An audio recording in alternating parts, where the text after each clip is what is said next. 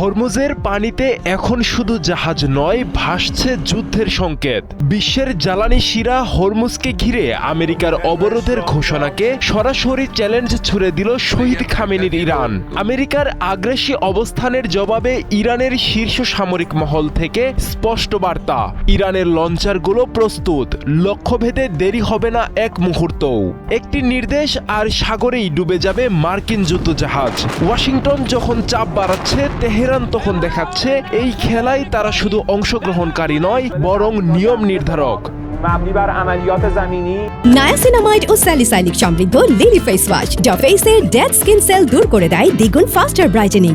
ইসলামী বিপ্লবের নেতার উপদেষ্টা মোহসেন রেজা স্পষ্ট জানিয়েছেন, ইরানের সশস্ত্র বাহিনীর লঞ্চার এখন মার্কিন যুদ্ধজাহাজের দিকে লক করা, প্রয়োজনে সবকিছু ধ্বংস করে দেওয়া হবে। এই বক্তব্য কেবল হুমকি নয়, এটি ইরানের সামরিক প্রস্তুতির একটি প্রকাশ্য ঘোষণা।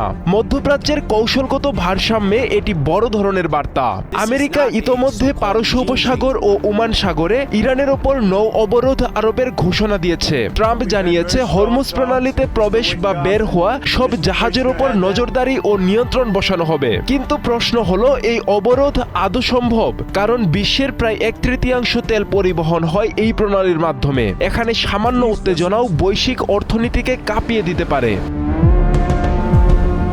ইরান বলছে, এই অবরোধ কেবল ব্যর্থই হবে না, বরং এটি আমেরিকার জন্য ঐতিহাসিক ভুল হয়ে দাঁড়াবে। কারণ হরমুজ প্রণালী শুধু একটি জলপথ নয়, এটি ইরানের কৌশলগত শক্তির কেন্দ্রবিন্দু। নৌ কমান্ডো, ক্ষেপণাস্ত্র ব্যবস্থা, ড্রোন সব মিলিয়ে ইরান এখানে একটি বহুস্তরীয় প্রতিরক্ষা বলয় গড়ে তুলেছে, যা সরাসরি যুদ্ধে না গিয়েও প্রতিপক্ষকে অচল করে দিতে সক্ষম।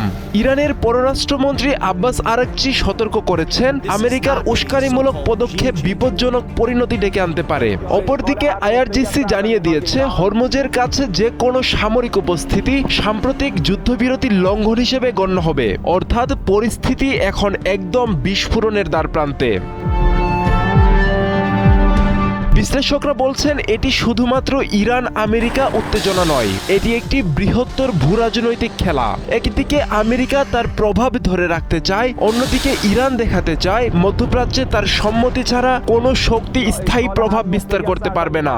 আর এই দ্বন্দ্বের কেন্দ্রে রয়েছে হরমুজ, জ্বালানি এবং বৈশ্বিক আধিপত্যের প্রশ্ন। ইসলামাবাদে দীর্ঘ 21 ঘন্টার আলোচনা, তবুও আসেনি কোনো সমাধান। ইরান বলছে, তাদের অধিকার নিশ্চিত না হলে কোনো যুদ্ধবিরতি অর্থবহ নয়। ইরান আর আগের সেই রাষ্ট্র নয় যাকে অবরোধ দিয়ে থামানো যাবে। ট্রাম্পের অবরোধ হুমকি হোক কিংবা সামরিক চাপ, তেহরান জানিয়ে দিয়েছে এই অঞ্চলের নিয়ন্ত্রণ তাদের সম্মতি ছাড়া অসম্ভব। হরমুজে আজ যে উত্তাপ, তা শুধু যুদ্ধের নয়, এটি প্রতিরোধের আগুন।